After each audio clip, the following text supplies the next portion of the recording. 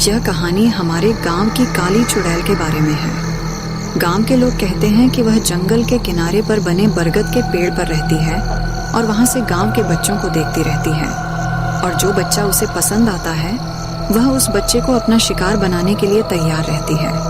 पर वह चुड़ैल इस गांव में नहीं आ सकती क्योंकि हमारे गांव में हनुमान जी का मंदिर है और उसे गांव के बाहर उस बरगद के पेड़ पर बांध रखा है। इसलिए वह चुड़ैल किसी बच्चे का उसके पेड़ तक आने का इंतजार करती है और फिर उसे अपने वश में करके मार कर खा जाती है। इसलिए गांव के सभी लोग इस बारे में बताते हैं और इस वजह से गांव के कोई भी बच्चा जंगल के किनारे पर उस बड़े से बरगद के पेड़ के पास नहीं जाता है। यह सब आरव जतीन शहर से आए अपनी मौसी के लड़के राहुल से कह रहा था। राहुल शहर का था और उसे इन सब बातों पर विश्वास नहीं था, और वैसे भी ये बच्चे 10 से 12 वर्ष की उम्र के थे। राहुल उनसे बोला, ये सब झूठ है दोस्तों, गांव के लोग आपको झूठ बोलते हैं। तब जतीन ने उससे कहा, नहीं, ये सब सच है और हम रात में तुम्हें उस चुड़ैल की आवाज सुना सकते हैं। तब राहुल बोला, चलो ठीक है, आज शाम हम सभी इसी जगह मिलेंगे और फिर सब मिलकर उस चुड़ैल की आवाज सुनेंगे। ठीक शाम के 6:30 बजे सभी बच्चे राहुल और जतिन सहित उसी जगह पर इकट्ठे हो गए। तब जतिन उनसे बोला, हमें उस चुड़ैल की आवाज यहाँ सुनाई नहीं देगी, हमें इसके लिए उस पुराने खंडहर के अंदर जाना होगा जो गांव के सबसे आखिरी में है। सभी बच्चे उस जगह गए और सब वहां जाकर उस चुड़ैल की आवाज सुनने लगे, पर उनमें से किसी को भी उसकी आवाज सुनाई नहीं दी।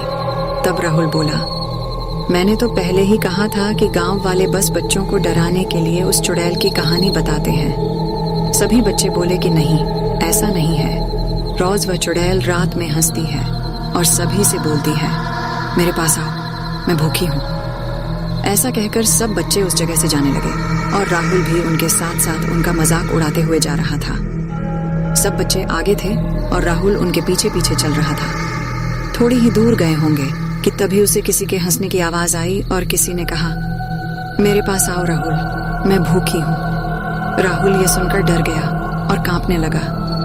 उसके मुंह से आवाज नहीं निकल रही थी, पर किसी तरह उसने अपने भाई जतिन को आवाज लगाई तो जतिन और बाकी के सभी बच्चे उसके पास दौड़कर आए और बोले, अरे तुझे क्या हो गया है, तू कांप क्यों रहा है? वह बोला, मैंने अभी किसी को मेरा नाम लेते हुए सुना है, क्या तुम सभी ने भी सुना था? सभी बच्चे बोले, नहीं, हमने तो कुछ भी नहीं सुना। सभी बच्चे बोले, हमने तो तुझे पहले ही कहा था कि वो चुड़ैल की कहानी सच्ची है। सबने उसे उठाया और उससे कहा कि चल अब चलते हैं, कहीं वो चुड़ैल हमें देख न ले। सभी बच्चे अपने अपने घर लौट जाते हैं और राहुल और जतिन भी अपने घर लौट आते हैं। सब कुछ सही था। दोनों बच्चों ने खाना खाया और फिर सोने को चले गए। पर इधर राहुल की हालत खराब हो गई थी, उसे नींद ही नहीं आ रही थी।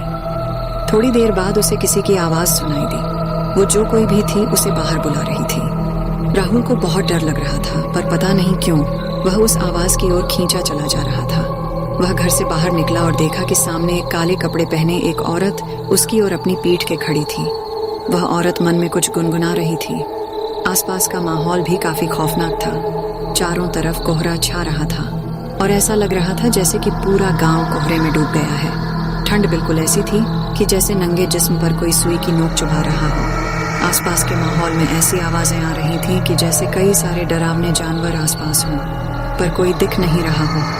इतने भयानक और रक्त से संतुलित वातावरण में, जहां अच्छे अच्छे सूरमाओं की भी स्थिति खराब हो सकती थी, वह फिर भी एक छोटा बच्चा था। वह काले कपड़े वाली औरत धीरे धीरे चलने लगी और उसके पीछे पीछे राहुल भी जा रहा था। वह अपने वश में नहीं था और उस चुड़ैल के साथ साथ 10 गांव से होकर उस चुड़ैल के बरगद वाले पेड़ तक जा रहा था। थोड़ी देर बाद वह उस बरगद के पेड़ के पास खड़ा था। उसे होश आया और उसने देखा कि वह अपने घर में न होकर एक बड़े से बरगद के पेड़ के पास खड़ा था। वह डर गया और चिल्लाने लगा, मैं यहाँ कैसे आ गया? मम्मी, पापा, आप कहाँ हो? मुझे यहाँ डर लग रहा है। कोई फायदा नहीं। आसपास किसी के जोर से चिल्लाने और हंसने की आवाजें आने लगी। राहुल की हालत काफी खराब हो चुकी थी। उसकी आंखों से आंसू बह रहे थे। वह डर के मारे इधर उधर देख रहा था। तभी उसने देखा कि उस बरगद के पेड़ पर एक काले रंग की शाल ओढ़ी हुई एक बूढ़ी औरत खड़ी थी।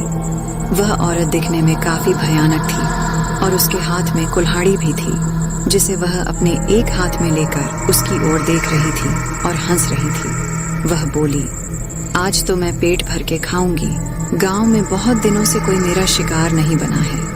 और हंसते हुए वह एक झटके में उसके सामने आकर खड़ी हो गई। राहुल ने उसकी भयानक शक्ल देखी और वहां से भागने का प्रयत्न किया कि तभी उस चुड़ैल ने उसे पकड़ लिया और उसके चेहरे पर अपने बड़े बड़े नाखूनों से फेरी मारने लगी, जिससे राहुल के गाल पर एक नाखून से हल्का सा कटने का निशान लग गया। फिर धीरे धीरे वह औरत अपनी कुल्हाड़ी को उसकी ओर बढ़ाने लगी और कुल्हाड़ी का एक जोरदार वार उस पर जमा मारा।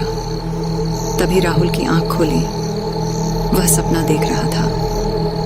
थोड़ी देर तक तो उसे यकीन ही नहीं हुआ कि उसके साथ यह सब क्या हो रहा था, पर उसने सपना समझकर सब भुला दिया। वह फ्रेश होने के लिए गया कि तभी चेहरा धोते वक्त उसे शीशे में अपने गाल पर एक नाखून के कट का निशान दिखा। वह समझ गया कि उसके सपने में कोई हकीकत जरूर थी। फिर उसी दिन वह और उसकी माँ अपने शहर लौट गए थे। पर राहुल के साथ जो कुछ हुआ वह एक सपना था या सच, ये राहुल हमेशा याद रखने वाला था। वह बरगद का पेड़ आज भी वहीं है और वह चुड़ैल आज भी अपने शिकार का इंतजार कर रही है।